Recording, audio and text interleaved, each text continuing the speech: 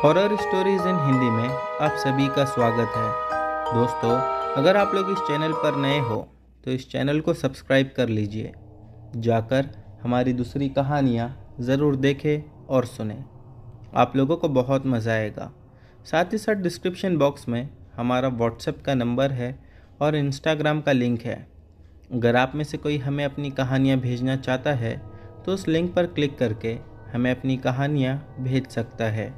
चलिए बढ़ते हैं हमारी कहानियों की ओर।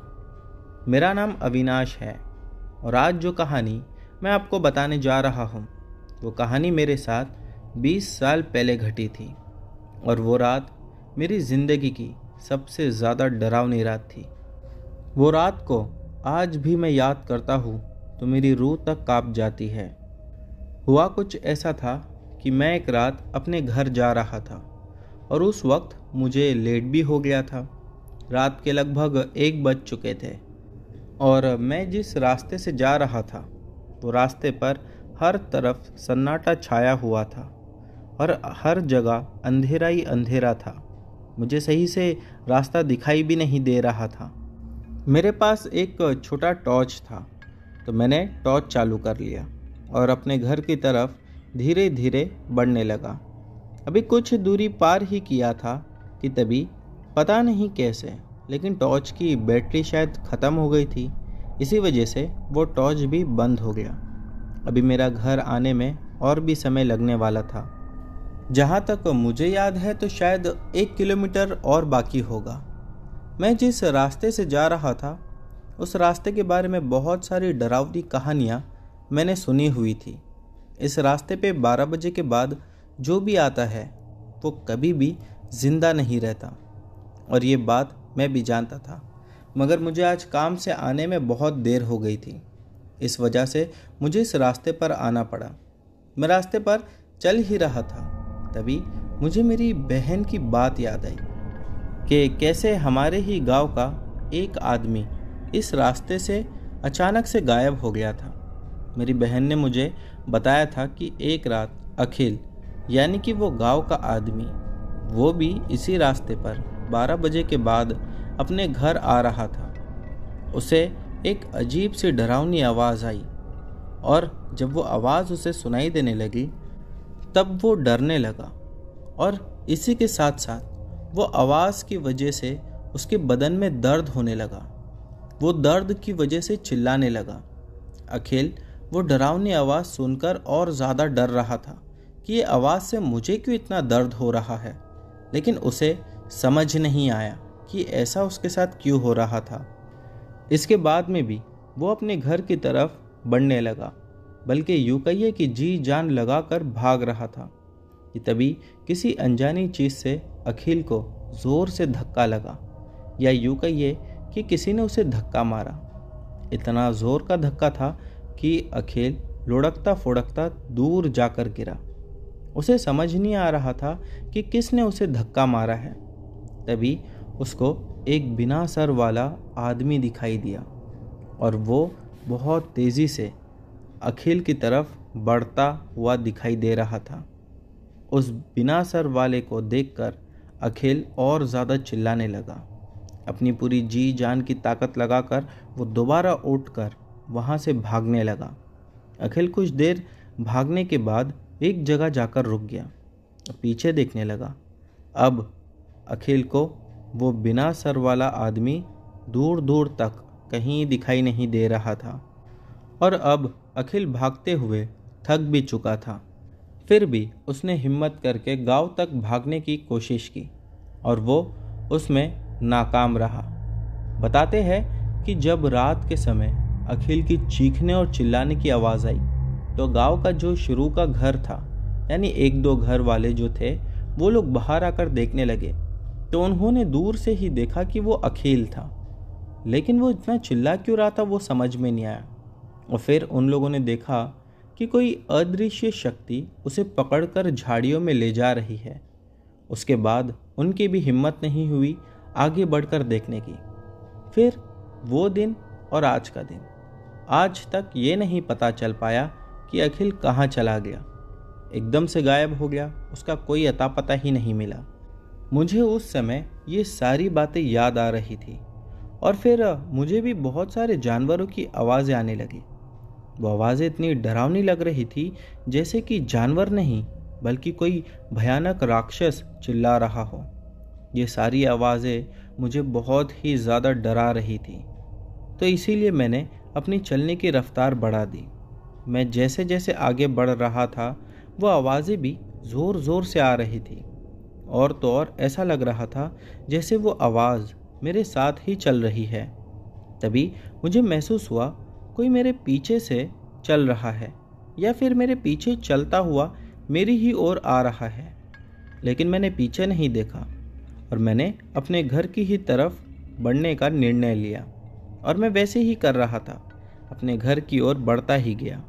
फिर कुछ दूरी पार कर लेने के बाद वो आवाज़ें आना भी बंद हो गई और उसके बाद एक ऐसी आवाज़ सुनाई दी जैसे कोई तकलीफ़ में दर्द के मारे चिल्ला रहा हो।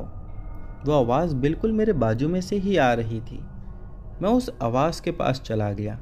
जैसे ही उस आवाज़ के पास पहुंचा तो मेरे पैरों तले ज़मीन खिसक गई। मैंने देखा कि 2 वहाँ पर लाश पड़ी हुई थी और वो दोनों लाशों को कोई खा रहा था, मगर वो कौन था ये समझ नहीं आ रहा था और साफ साफ कुछ दिखाई भी नहीं दे रहा था। मैं ये सब देखकर वहाँ से फ़ौरन भागा और भागता ही रहा। मैं भाग ही रहा था कि तभी किसी ने मुझे अविनाश कहकर आवाज़ लगाई। मैं भागते भागते पीछे देखा तो मुझे वही बिना सर वाला आदमी दिखाई दिया जो मेरी ही तरफ तेज़ी से आ रहा था और उसने मुझे फिर से दोबारा आवाज़ लगाई। जब मैं नहीं रुका, मैं फिर भी भागता रहा। कुछ दूर भागने के बाद मुझे एक बार फिर उसी की आवाज़ सुनाई दी। इस बार उसकी आवाज़ काफ़ी गुस्से में थी और वो बिना सर वाला मुझसे कह रहा था, अब तेरी बारी है। मेरी तो ये समझ नहीं आ रहा था कि वो बोल कहाँ से रहा है।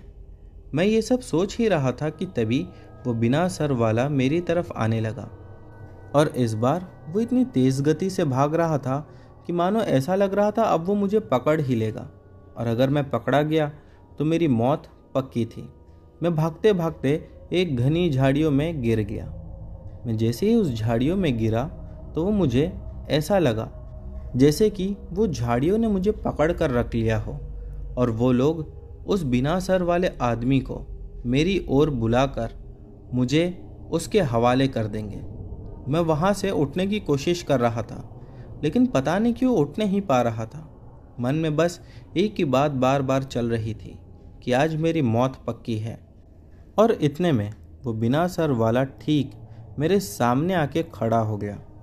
लेकिन शायद उस बिना सर वाले को नहीं मालूम था कि मैं इन घनी झाड़ियों में हूँ, क्योंकि वहाँ खड़े होने के बाद भी वो कुछ कर नहीं रहा था।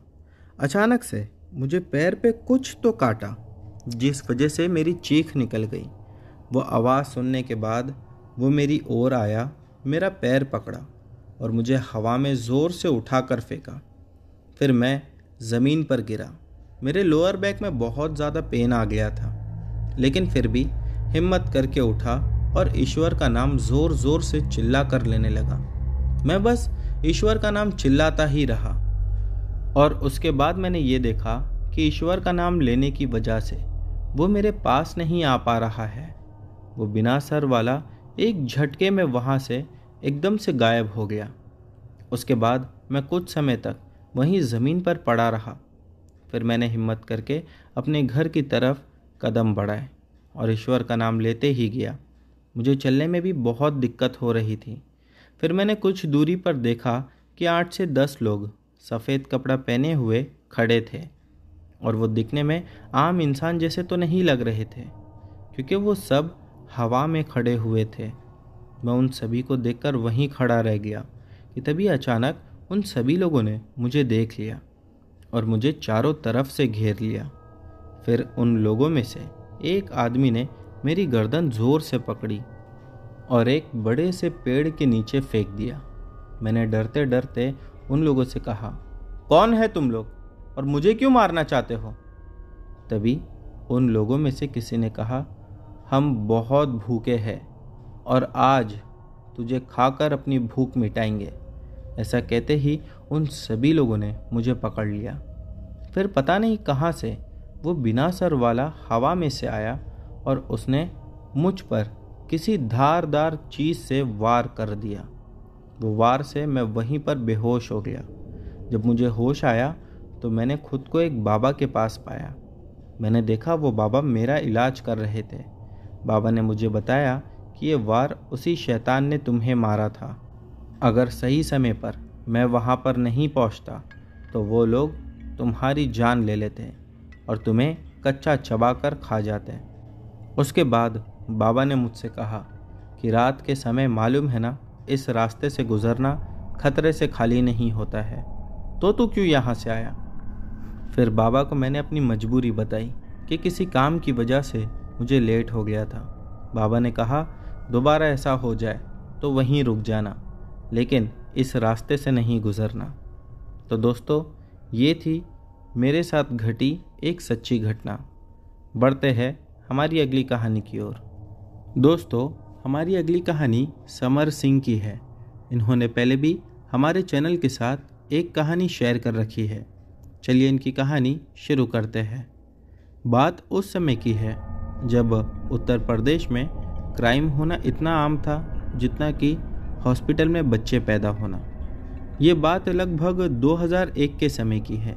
मेरा जो घर है वो सिटी के बिल्कुल मेन इलाके में है। हुआ ये कि मेरे घर के बगल में एक सोनार फैमिली रहती है। वो 2 भाई थे, एक का नाम अजय था और एक का नाम विजय। जो बड़ा था वो बिल्कुल भी अच्छा नहीं था और प्लस सोने चांदी की शॉप जो थी तो पैसे से भी बहुत ही मजबूत थे। फैमिली इतनी पैसे में स्ट्रांग थी जिसकी हद नहीं। उसके बाद में अजय ने शादी की तो लड़की कोई अमीर घर की नहीं थी बल्कि गरीब घर की लड़की से उसने शादी की। लड़की वालों की जितनी हैसियत थी दिया दहेज में, लेकिन उसके बावजूद अजय उसको बहुत मारता था। बाल नोच लेता था, कभी डंडे से कभी बेल्ट से मारता था तो कभी कभी छत से फेंकने चला जाता था। मोहल्ले वाले आकर बचा लेते थे और मोहल्ला है इसीलिए घर सब लोगों के आपस में जुड़े हुए थे। एक ये भी बहुत बड़ा कारण था कि इसी वजह से वो कभी भी अपनी पत्नी को छत से ऊपर से यानी नीचे फेंक नहीं पाया, क्योंकि सभी लोग आसपास रहते थे। वो रात दिन रोते रहती थी। उसको जब वो मारता था तो उसकी आवाज़ें आसपास के घरों में आती थी। अपने ससुराल वालों से बहुत परेशान हो गई थी और जब भी वो अपने मायके में ये बात कहती तो उसके मम्मी पापा बोलते कि एडजस्ट करो, वही तुम्हारा घर है। ये बोल के मानो उसको नर्क में फेंक दिए थे। फिर एक दिन उस अजय ने पेट्रोल की बोतल ली और अपनी पत्नी के मुंह पे पेट्रोल छिड़क दिया। यही नहीं बल्कि उसे पेट्रोल पिलवा भी दिया। कहने लगा कि पेट्रोल पी, और पत्नी डर के मारे पेट्रोल पी ली। उसके बाद उसे आग लगा दी और बेचारी का मुंह जलने की वजह से उसकी बहुत दर्दनाक मौत हुई। लेकिन ये केस खुला और पुलिस स्टेशन में आया। उसको लगभग 12 या 10 साल की सज़ा हुई। फिर वो बाहर आ गया। वो अपनी सज़ा काट के थोड़े पैसे से मजबूत था और लड़की वाले कमज़ोर थे। शायद पैसे की ही वजह से उसकी सज़ा भी कम हो गई थी। पैसे के दम पर ये बाहर निकल गया। सज़ा काटने के बाद इसने फिर शादी करने का मूड बनाया और एक फिर गरीब घर की लड़की से शादी की। इस बार दहेज नहीं लिया क्योंकि उम्र हो गई थी, प्लस सज़ा भी काट के आया था। फिर उसकी शादी हुई और कुछ दिन तो अच्छे से बीते। फिर दूसरी वाली बीवी प्रेग्नेंट हो गई और उसके बाद इसका उस बीवी से मन हट गया। लड़ाई होती, लेकिन ये वाली बीवी थोड़ी हिम्मत वाली थी और नीडर थी, पढ़ी लिखी भी थी। ये जब अजय के साथ होती थी तो अक्सर रात में ऐसा होता था कि अजय नींद में या जाग के बैठ जाता और रो रो के माफ़ी मांगता। फिर काफ़ी चिल्लाता था जैसे उनको अंदर से कोई तकलीफ़ दे रहा हो। एक रात की बात है, ये दोनों लेटे हुए थे, तभी अजय फिर से उठ के माफ़ी मांगने लगा। और जब उसकी बीवी उठी तो बोली, आप माफ़ी क्यों मांग रहे हो, ऐसा क्या हुआ है? लेकिन इसके बाद में भी वो कुछ बोलता नहीं था। ऐसा लगता था जैसा कि वो कुछ छुपा रहा है। एक बार की बात है कि वो अचानक से उठकर बैठ गया और बिल्कुल उसकी आंखें लाल हो गई। जैसे कि कोई 4-5 दिन से आदमी लगातार रोया हो और सोया भी ना हो। ये देखने के बाद उसकी बीवी कमरे से बाहर आ गई, क्योंकि उससे बर्दाश्त नहीं हो रहा था रोज़ रोज़ का अजय का ये नाटक। और उसकी आंखें मानो इतनी ज़्यादा लाल थी जिसकी हद नहीं। वो अपनी सास को जगा के पूछी कि क्या मामला है, आखिर ऐसा क्या होता है। सास ने मानो बात छुपाते हुए दूसरी बात करने की कोशिश की, लेकिन वो बार बार पूछ रही थी। कई बार पूछने के बाद में भी सास ने उसको पहली वाली बीवी के बारे में नहीं बताया। परंतु कहते हैं ना कि सच नहीं छुपता। मोहल्ले वाले कहाँ तक छुपाते। किसी ने उसकी बीवी को सारी बात यानी पहली वाली पत्नी की बता दी थी कि उसकी मौत कैसे हुई। इसने तय किया कि आज रात में उनके कमरे में नहीं सो के हॉल में सोएगी, और जब उठ के माफ़ी मांगेगा तो उस टाइम पर क्या होता है, कैसे आंखें लाल होती है और पागलों जैसी हरकत करने लगता है, ये सब वो नोटिस करेगी। उस रात में करीब 2:30 बजे के बाद अजय के रूम से आवाज़ आना स्टार्ट हुई, मुझे माफ़ कर दो। इसकी वाइफ ने स्टूल लगा के कमरे में देखा। दरवाजे के ऊपर की खिड़की से तो इसने देखा कि किसी औरत को जब फांसी लगाते हैं तब पैर कैसे नीचे लटकते रहते हैं, उसी तरह से लटक रहा है। लेकिन कोई भी फांसी का फंदा इसके गले में नहीं था, और ना ही तो छत के ऊपर कोई रस्सी लटकी हुई दिखाई दे रही थी। लेकिन हाँ, इतना क्लियर बिल्कुल साफ दिखाई दे रहा था कि उसका पैर लटक रहा है। अजय को किसने ऊपर मानो पकड़ कर रखा है, और वो चीख चीख कर माफ़ी मांग रहा था।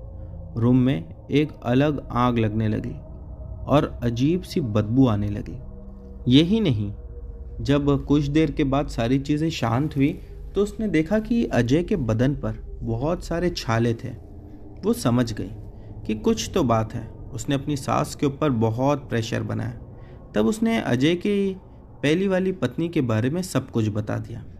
लेकिन उस हैवान को जब पता चला कि मेरी बीवी को अब सब कुछ पहले का पता चल चुका है, तो उसको भी मारने की प्लानिंग करने लगा।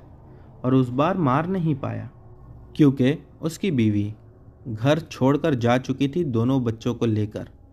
इसको फिर सज़ा हुई, लेकिन बच्चा था इसके पास, तो पुलिस ने कुछ सालों बाद छोड़ दिया, क्योंकि बच्चा छोटा था। माँ चले गई थी छोड़कर, और अजय की माँ बूढ़ी थी, खुद चल नहीं पाती थी। किसी वजह से बाहर आ गया जेल से और बच्चे के साथ में रहने लगा। फिर एक दिन इनकी माँ अजय की किचन में गैस का नॉब खुला छोड़ दी, और बुढ़ापे की वजह से शायद उसने गैस का नॉब खुला रखकर बंद करना भूल गई थी। थोड़ी देर के बाद जब वो किचन में गई गैस जलाने के लिए, और लाइटर से जैसी गैस जलाई तब घर में से आग निकली। उसकी माँ जल के मानो राख खाक हो गई, बल्कि यूँ कहिए कि कोयला बन गई थी। उनकी बॉडी पुलिस ने देखने ही नहीं दी किसी को भी, क्योंकि वो इतनी ख़राब हालत में थी। उसके फिर कुछ दिन बाद अजय जैसे तैसे अपने बच्चे के साथ रहा, और एक दिन इसके घर के बगल में दूसरे का मकान बन रहा था। ये अपनी छत पर था, तो जो मकान बन रहा था वहाँ पिलर डालने के लिए एक लोहे का एंगल लगा। उसमें सीमेंट भरते हैं ताकि पिलर मजबूत हो जाए, और 4 सलिया भी डालते हैं जिससे पिलर की मजबूती और ज़्यादा समय तक टिकी रहे। ये काम हो ही रहा था कि वो मज़दूर उस पिलर से नीचे, मतलब हाफ काम कंप्लीट करके नीचे आ गया, और 4 सलिया निकली हुई जो पिलर में से थी उसे छोड़ दिया। उसी रात में अजय छत पर आया हुआ था। बहुत अच्छी हवा चल रही थी और बच्चे नीचे सोए हुए थे। फिर पता नहीं कैसे उसी पिलर से बाहर निकली हुई सलिए के ऊपर उसकी गर्दन फंसी हुई थी और मुंह फटा हुआ था। पता नहीं ये सब कैसे हो गया, लेकिन इतनी भयंकर मौत शायद ही किसी को मिली होगी। जब सुबह हुई और इसकी लाश देखी तब कई लोग तो डर के मारे वहीं काँप कर बेहोश होकर गिर गए, और उस जगह पर उसका बहुत सारा खून भी था जो कि अब तक सूख चुका था। लोगों का कहना था कि इसकी जो पहली वाली पत्नी थी उस पर इसने बहुत जुल्म सितम किए हुए थे। उसने सबका बदला ले लिया, और विजय की जो पत्नी थी उसने अजय के बच्चों को गोद ले लिया और अपने ही साथ रख लिया। दोस्तों, यकीन कीजिए आज भी उस घर में कोई नहीं रहता है। लोग उस घर के पास से भी गुजरने में डरते हैं। और ऐसा मोहल्ला है हमारा जहाँ पर बहुत भीड़ होती है हर समय, लेकिन उस मोहल्ले में भी उस घर को भूतिया माना जाता है। हमारे मोहल्ले में जब लोग हवा खाने के लिए छत पर जाते हैं तो कई लोगों ने ऐसा दावा किया है कि उसकी औरत को यानी उसकी औरत की आत्मा को उसी छत पर टहलते हुए देखा गया है और वो बिल्कुल साफ साफ दिखाई देती है। ऐसा लगता है कि किसी औरत की परछाई है या यूँ कहिए कि औरत की आकृति जैसा कुछ टहलता हुआ नज़र आता है। लोगों को अक्सर ये रात में 2 बजे से लेकर 3:30 बजे के बीच में दिखाई देता है। तो दोस्तों, ये थी समर जी की स्टोरी। इसी के साथ ये भी लिखते हैं कि मर्डर्स की वजह से मैं उस जगह का नाम नहीं लेना चाहता, लेकिन ये जो भी घटना थी पता नहीं आज भी वहाँ पर भूत है या नहीं। दोस्तों, इसी के साथ समर जी ये भी लिखते हैं कि जब अजय की बॉडी का पोस्टमार्टम हुआ था तब उसकी रिपोर्ट में यह आया कि बाहर से तो जो हुआ वो हुआ, यानी कि बाहर से सलियों का घुस जाना, लेकिन इसकी बॉडी भी अंदर से बुरी तरह से डैमेज हो चुकी थी। बॉडी के अंदर फोड़ियाँ और छाले पड़ चुके थे। इसी वजह से इसकी बॉडी भी काफ़ी ज़्यादा वीक हो गई थी। तो दोस्तों, ये थी समर जी की कहानी। बढ़ते हैं हमारी अगली कहानी की ओर। दोस्तों, हमारी अगली कहानी अजिंक्य की है। चलिए इनकी कहानी शुरू करते हैं। मेरा नाम अजिंक्य है। आज जो घटना मैं आप लोगों को बताने जा रहा हूँ ये 2020 मार्च के महीने की है। लगभग लॉकडाउन से कुछ 10-15 दिन पहले की होगी। उस समय मैं अपने घर से अपने गांव के लिए निकला हुआ था। गांव जाने के बाद मुझे पता चला कि लॉकडाउन लग गया है। और आप सभी लोगों को पता होगा कि जो लॉकडाउन पहला लगा हुआ था वो कितना स्ट्रिक्ट था। घर के बाहर निकलना भी मानो एकदम से मुश्किल हो गया था। घर वाले भी परेशान हो गए थे। जो थोड़ा बहुत राशन का सामान घर में था बस वही था। एक शाम की बात है कि मेरी दादी माँ मुझसे कहने लगी, अब राशन भी ख़त्म हो रहा है, राशन कहाँ से ले कैसा ले कुछ समझ में नहीं आ रहा था। मैंने मेरी दादी माँ से कहा कि आप बिल्कुल चिंता मत करो, मैं जाकर कहीं ना कहीं से राशन लेकर आऊँगा। मैंने मेरे दोस्त को कॉल किया तो उसने कहा कि हाँ, उसके घर पर राशन पड़ा हुआ है, तू आकर मेरे घर से राशन ले ले। मैं कुछ शाम के 8-8:30 बजे उसके घर के लिए निकला। जाकर राशन ले लिया, लेकिन उसी समय बाहर पुलिस का पहरा था। बाहर निकलना एकदम नामुमकिन हो गया था। वो कहने लगा कि तू रात में यहीं रुक जा।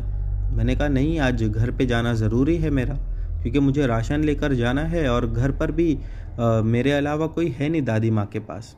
क्योंकि मैं अपने गांव इसीलिए ही गया हुआ था, जो मेरे चाचा मेरी दादी के साथ रहते थे। वो और उनकी फैमिली किसी काम से बाहर गए हुए थे और वो भी 20-25 दिन के लिए। मुझे जाना तो ज़रूरी ही था। मैंने राशन उठाया और देखते देखते रात के कुछ 11 बज गए और चुपचाप घर से निकल पड़ा। जब मुझे ऐसा लगा कि अब पुलिस वगैरह कम हो चुकी है तो चुपचाप धीमे कदमों के साथ अपने घर की ओर कदम बढ़ा रहा था। उसका घर वैसे मेरे घर से ज़्यादा दूर नहीं था, मुश्किल से 500-700 मीटर होगा। लेकिन वो कहते हैं ना कि बुरा समय बहुत ज़्यादा लंबा लगता है। बस ऐसा ही कुछ मेरे साथ था। मैंने सोचा कि रोड से जाऊंगा और अगर कोई देख लिया तो दिक्कत हो जाएगी। मैं इसीलिए खेतों से होते हुए अपने घर पर पहुंच गया। घर पहुंचने के बाद मैंने राशन वगैरह रखा और अब सोचने लगा कि क्या करूं, क्योंकि मुझे नींद नहीं आ रही थी। मैं घर की छत पर चला गया। मुझे सिगरेट पीने की आदत है और सिगरेट मेरे पास रखी हुई थी, तो मैं ऊपर छत पर जाकर सिगरेट जलाया। सिगरेट पीते पीते मैंने दूर देखा कि एक बड़ा सा जो पेड़ था, बस वो पेड़ बहुत ज़ोरों से हिल रहा था। उसके आसपास के जो छोटे पेड़ थे वो बिल्कुल नहीं हिल रहे थे। कई बार देखने पे ऐसा महसूस हो रहा था कि कोई उस पेड़ को जानबूझकर ज़ोर से धक्का देकर हिला रहा है। एक बार को ऐसा भी लगने लगा कि उसके नीचे कोई तो है, लेकिन साफ नहीं दिखाई दे रहा।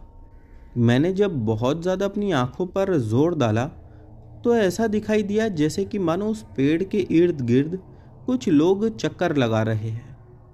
वो लोग चक्कर क्यों लगा रहे थे मैं वो भी नहीं जानता। मैं मन में सोचा कि लॉकडाउन का समय चल रहा है और लोग ऐसा कर रहे हैं कि तभी मैंने देखा अचानक से उस पेड़ के नीचे आग लग गई, या पता नहीं उन्हीं लोगों ने वो आग लगाई थी। और आग लगने के अगले ही 2 या 4 सेकंड्स में वो आग अपने आप बुझ गई। मैं ये सब देख रहा था और जानने की कोशिश कर रहा था कि ये क्या हो रहा है। तभी मैंने देखा कि वो पेड़ के नीचे जो कुछ लोग थे जो कि उसके इर्द गिर्द घूम रहे थे, वो मेरी ओर आने लगे। ऐसा लग रहा था कि उन्होंने मुझे देख लिया और माहौल बिल्कुल शांत था। वो लोग मेरे घर के करीब आ गए और कुछ ही दूरी पर आकर रुक गए। मैं उन्हें देख ही रहा था, वो लोग भी मुझे देख रहे थे। फिर मैंने देखा कि वो लोग अपना हाथ मेरी ओर आगे बढ़ा रहे हैं, और डराने वाली बात ये थी कि उनका हाथ लंबा ही होता जा रहा था। ये देखकर तो मेरे पैर कांपने लगे। मैं जैसे तैसे छत की सीढ़ियों से नीचे उतरकर दादी माँ के पास चला गया। मेरी दादी माँ अब तक तो सो चुकी थी और वो भी गहरी नींद में थी। उन्हें उठाना मुझे ठीक नहीं लगा, इसीलिए उनके ही बाजू में जाकर लेट गया और डर के मारे अब कांपने लगा। मुझे कई बार ऐसा लग रहा था कि वो हाथ शायद आज मेरे तक पहुंचकर ही रहेगा। मेरी दादी माँ पता नहीं कैसे अपने आप उठी और उठकर मुझे देखने लगी। दादी माँ को वैसा उठकर मुझे देखता हुआ मानो डर के मारे जान निकाल दिया था मेरी। दादी माँ उसके बाद मुझसे कहने लगी, शायद तूने भी वही देख लिया जो तुझे नहीं देखना था। अभी चुपचाप सो जा भगवान का नाम लेकर, और आज के बाद दोबारा छत पर नहीं जाना। मैंने कहा ठीक है, और वहीं पर डरते डरते कब मेरी आंख लग गई पता ही नहीं चला। अगली सुबह जब मैं उठा तो मैंने अपने दोस्त को कॉल लगाया, और कॉल लगाने के बाद उसे सारी बात बताई। उसने भी मेरी बात सुनी लेकिन कुछ कहा नहीं। कहने लगा कि ऐसा तो हम लोगों ने कभी देखा नहीं, कभी सुना नहीं। फिर मैंने उससे कहा कि यार मैंने लेकिन जो देखा उसका मैं क्या करूं। और एक अजीब बात यह भी थी कि दादी माँ इस बारे में जानती थी। वो मुझसे कहने लगा कि शायद तुम्हारा जो घर है वो गांव का आखिरी घर है, और हमारे गांव के पीछे से खेत और जंगल शुरू होते थे, वहाँ कोई भी नहीं रहता था, इसी वजह से तुझे ऐसा कुछ दिखाई दिया है। जिस पर मैंने उससे कहा कि यार मैं एक बार वहाँ जाकर देखना चाहता हूँ। वो कहने लगा कि लॉकडाउन चल रहा है, पुलिस का कोई अता पता नहीं, कभी भी कहीं से भी आ जाती है, और आप सभी लोग जानते होंगे कि उस समय पुलिस अगर किसी को देखती थी तो मारती थी। इसीलिए हम लोगों ने वहाँ जाने का प्लान कैंसिल कर दिया। लेकिन शाम के समय मैं अपनी छत पर चढ़ा और वहीं पर देखने लगा। सूरज डूबने को ही था, मुझे कुछ भी दिखाई नहीं दिया। मैं फिर से नीचे आ गया। कुछ समय के बाद मैं वापस छत पर गया। इस बार भी कुछ दिखाई नहीं दिया। अब कहीं ना कहीं मुझे समझ आ चुका था कि ये जो भी था ये रात के ही समय दिखता है, वो भी 11 या 12 बजे के आसपास।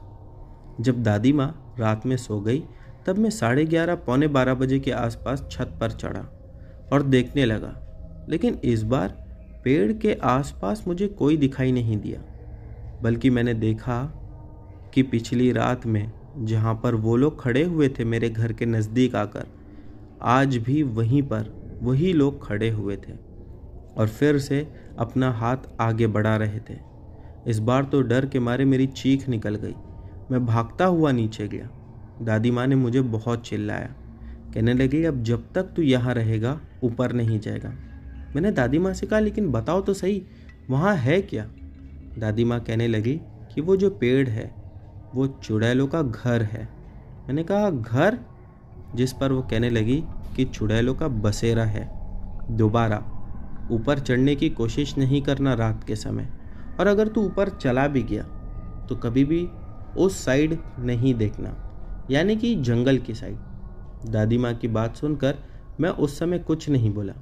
फिर जब लॉकडाउन खुला कुछ 1.5 या 2 महीने के बाद, जब लोग एक जगह से दूसरी जगह जा सकते थे, मैं अपने घर के लिए आ रहा था, तब मैंने दादी माँ से पूछा कि वहाँ चुड़ैलों का बसेरा हुआ कैसे। जिस पर दादी माँ ने कहा कि ये बात तो हम भी नहीं जानते, लेकिन आज से नहीं कई सालों से उसी पेड़ को चुड़ैलों का घर कहा जाता है।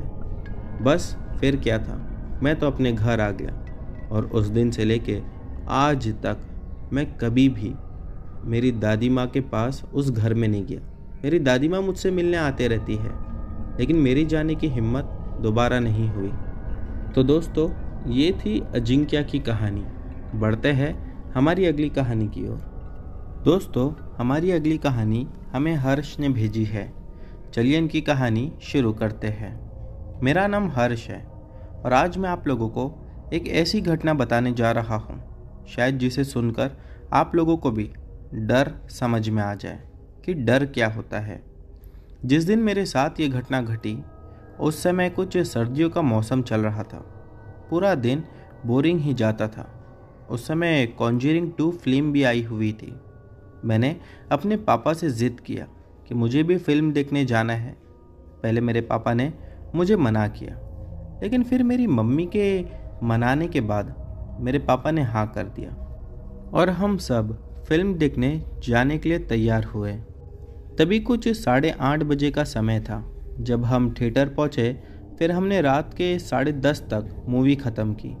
मूवी बेहद डरावनी थी। मूवी ख़त्म करने के बाद मेरी मम्मी ने कहा कि घर का राशन भी लेना है, लगभग ख़त्म ही हो चुका है।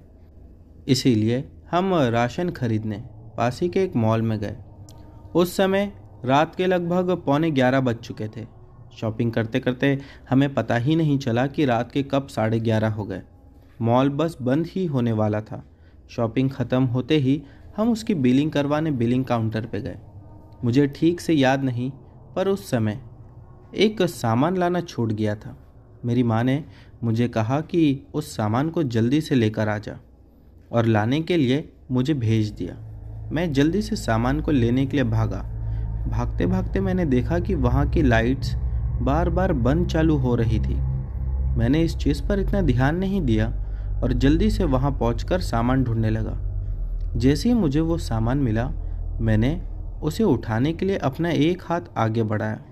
फिर मुझे अचानक से अपने पास से एक सामान गिरने की आवाज़ आई। मैंने पीछे मुड़कर देखा तो वहाँ पे एक साबुन का डब्बा गिरा हुआ था। मुझे लगा कि वो अच्छे से नहीं रखा होगा, इसीलिए गिर गया, क्योंकि उस समय मेरे साथ कुछ वर्कर्स आसपास के स्टॉल में भी काम कर रहे थे। मैंने उस बात पर भी उतना ध्यान नहीं दिया और उस सामान का जो पैकेट था उसे उठा लिया।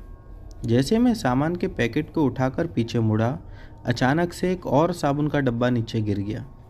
उस समय मानो मुझे डर लगने लगा। ऐसा लग रहा था कि जैसे कि कोई जानबूझकर वो साबुन का डब्बा गिरा रहा है। मैं एकदम से हैरान हो गया था। मैंने जैसे ही सब सामान लेकर वापस जाने लगा कि अचानक से एक बड़े किचन का स्टोव का डब्बा नीचे गिर गया। उस समय मुझे और ज़्यादा डर लगने लगा, मानो अब तो डर की हद ही नहीं थी। मैं जल्दी से वहाँ से ज़ोर से भागा और सीधा जाकर बिलिंग काउंटर पर रुक गया। मैं बुरी तरीके से हाँफ रहा था। चेहरे पर डर मेरे बिल्कुल साफ दिखाई दे रहा था। मेरी माँ ने मुझसे पूछा, क्या हुआ है, इतना डरा हुआ क्यों लग रहा है? उस समय मैंने अपनी माँ से कुछ नहीं कहा। मैंने कहा, प्लीज़ मम्मी जल्दी घर चलिए। इतना कहते ही मम्मी और हम सब वहाँ से निकल गए। घर जाके मैंने अपनी मम्मी को सारी बात बताई। माँ ने कहा कि ऐसा हो सकता है क्योंकि जिस जगह पे वो मॉल बना हुआ है, पहले वहाँ पर एक मेंटल हॉस्पिटल हुआ करता था, जहाँ पर बहुत से लोगों की जान गई है। ये सुनकर तो मानो मेरे रोंगटे खड़े हो गए थे। तो दोस्तों, ये थी हर्ष की कहानी। बढ़ते हैं हमारी अगली कहानी की ओर। दोस्तों, हमारी अगली कहानी डिम्पल जी ने भेजी है। चलिए इनकी कहानी शुरू करते हैं। ये घटना इसी संडे की है। ऑफिस में हम सभी लोगों ने डिसाइड किया था कि कल यानी संडे रात को एक छोटा सा गेट टुगेदर रखते हैं। पार्टी ख़त्म होते होते लेट नाइट हो गई थी, तो सबने मिलकर ये डिसाइड किया कि सब साथ में ही ऑफिस में रुक जाते हैं। ये भी एक अलग तरह का एक्सपीरियंस होगा हम सब के लिए। मैं और मेरी एक स्टाफ गद्दा निकालने के लिए ऊपर वाले स्टॉक रूम में गए। दरवाज़ा जैसे ही ओपन किया, ऐसा लगा कि कोई दौड़ कर आया और एकदम से छुप गया। फिर मैंने उतना ध्यान नहीं दिया और हमने वो गद्दा लेकर दोबारा नीचे की ओर जाने लगे। फिर नीचे आकर कुछ देर हम बैठकर बात करने लगे और फिर सोने चले गए, क्योंकि अगला दिन मंडे का था। और मंडे को हमारी छुट्टी भी नहीं थी, हमें पूरा दिन काम करना था। फिर आधी रात को मेरी स्टाफ की एकदम से आँख खुली। उसने मेरे कान में कहा, डिम्पी ध्यान से सुनो, ऐसा लग रहा है कि ऑफिस के बाहर कोई चल रहा है। मुझे भी ऐसा ही फील हुआ कि बाहर किसी के चलने की आवाज़ समझ में आ रही है। हम दोनों बहुत डर गए, फिर सोने की कोशिश करने लगे। लेकिन थोड़े ही समय के बाद बाथरूम में से किसी चीज़ों की आवाज़ आने लगी। ऐसा लग रहा था कि कोई जानबूझकर चीज़ों को नीचे गिरा रहा है, तोड़ रहा है, या फिर मानो कि पानी का यूज़ कर रहा है। अब हम सभी लोग जाग चुके थे, लेकिन हिम्मत किसी में नहीं थी कि जाके देख सके।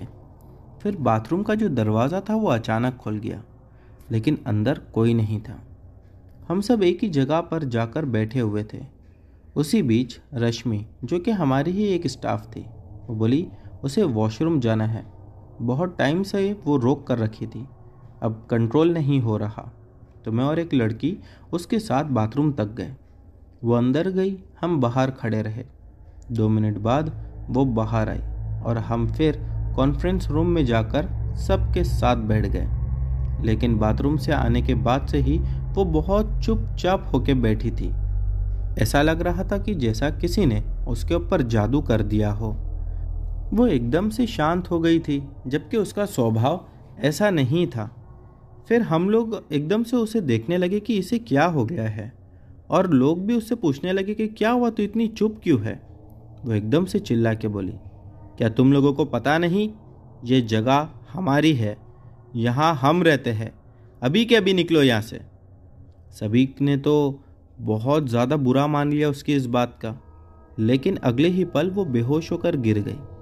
उसे पानी मारकर उठाया, लेकिन उसे कुछ पता ही नहीं था कि क्या हुआ है उसके साथ। फिर हम सब जाके गणेश जी की मूर्ति के पास बैठे रहे और सोचते रहे कि कब सुबह होगी और हम घर जाएंगे।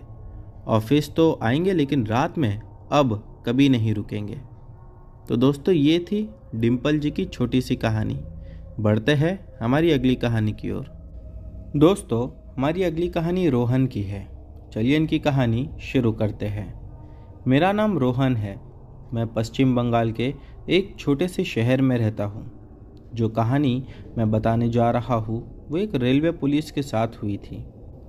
मेरा घर एकदम रेलवे लाइन के पास है और वहाँ पर ही एक बड़ा सा पेड़ है। तो एक दिन जब एक रेलवे पुलिस रात को ड्यूटी कर रहे थे और घनी रात में उस पेड़ के पास से गुजर रहे थे, तब उस पुलिस को एक आदमी दिखा। वो पहले कोई आदमी समझ नहीं रहा था कि कैसा ही है, जो रात को टॉयलेट करने आ गया। जब वो अपना लाइट जलाकर उस आदमी के पास गए तो उनको दिखा कि उस आदमी का साइज बड़ा हो रहा था और उसका सर नहीं था और हाथ में रेंज लिए हुए खड़ा था। वो तो पहले बहुत डर गया, फिर अचानक वो वहीं पर बेहोश हो गया। जब उनकी आँख खुली तो सुबह हो चुकी थी। वो चीज़ क्या थी वो उन्हें समझ में नहीं आई और अगली सुबह हमें ये बात उन्हीं ने, यानी कि हमारी कॉलोनी में आकर हम सभी लोगों को बताई। दोस्तों, ये बात करीब 2010 या 11 की है। और एक कहानी है जो और एक रेलवे पुलिस कर्मी के साथ ही घटी थी। वो रात को अपनी ड्यूटी कर रहे थे तो उनको हमारे गांव के एक चौराहे पर कुछ लोग देर रात को नंगे अपने सर के बल नाचते हुए नजर आए। उस आरपीएफ ने सोचा कि ये कोई त्यौहार है हमारे गांव का, या हो सकता है कि खुशी में नाच रहे होंगे, क्योंकि वो आरपीएफ दूसरे स्टेट से आए हुए थे। तो उन्होंने सोचा कि शायद ये गांव का ऐसा ही कोई त्यौहार होता होगा या फिर कोई सामाजिक त्यौहार होगा जो सभी लोग मिलकर मना रहे हैं, और हो सकता है कि ये त्यौहार को रात में ही मनाया जाता होगा। उन्होंने उस समय उस त्यौहार को ख़राब करना ठीक नहीं समझा, इसीलिए चुपचाप वहाँ से चले गए। अगली सुबह हुई तो वो आकर मेरे दादाजी से पूछ रहे थे कि आपके गांव में कोई त्यौहार होता है जो रात को नंगे होकर सर के बल चलकर मनाया जाता है और नाचा जाता है। दादाजी ने कहा, ऐसा कौन सा त्यौहार है? जिस पर उन्होंने कहा कि मैंने तो कल देखा यहीं चौराहे पर कुछ लोग ऐसा ही कर रहे थे, तो मुझे लगा कि कोई त्यौहार मना रहे हैं।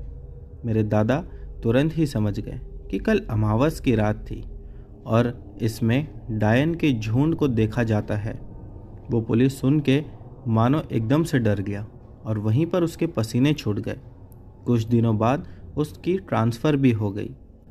दोस्तों, एक और छोटी सी घटना है जो मेरे घर से थोड़ी दूर एक पेड़ के पास घटी थी। तो हुआ कुछ ऐसा था कि मेरे गांव का एक मज़दूर रात को टॉयलेट करने के लिए रेलवे लाइन के पास गया था। वहाँ टॉयलेट जब कर रहा था तब उसने एक बीड़ी जलाया और देखा चारों ओर अंधेरा ही अंधेरा है। वो आराम से बीड़ी जलाकर अपना काम करने लगा। तभी उसने देखा कि पेड़ के ऊपर से पत्तियां गिर रही है और हवा भी नहीं चल रही थी और पेड़ की जो डाली थी वो हिल रही थी। पेड़ के ऊपर जब उसने देखा तो दंग रह गया।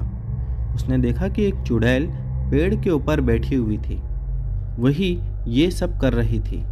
अब वो टॉयलेट करना छोड़कर अपनी लुंगी संभाल कर वहाँ से भागकर चिल्लाने लगा और घर जाकर बेहोश हो गया था। उसके बाद उसको उसके घर वालों ने कोई बाबा के पास दिखाया। कई दिनों तक वो मानो एकदम पागल जैसा बर्ताव करने लगा और उसके बाद वो बिल्कुल ठीक हो गया। तो दोस्तों, ये थी छोटी सी 3 घटनाएं जो कि रोहन ने हमें भेजी थी। उम्मीद करता हूँ कि आज की सभी कहानियाँ आप लोगों को पसंद आई होगी। दोस्तों, इनमें से जो भी कहानी आप लोगों को पसंद आई हो उसके बारे में नीचे कमेंट सेक्शन में लिखना मत भूलना। चैनल पर नए हो तो बिना सब्सक्राइब किए मत जाना। मिलते हैं हमारी अगली वीडियो में।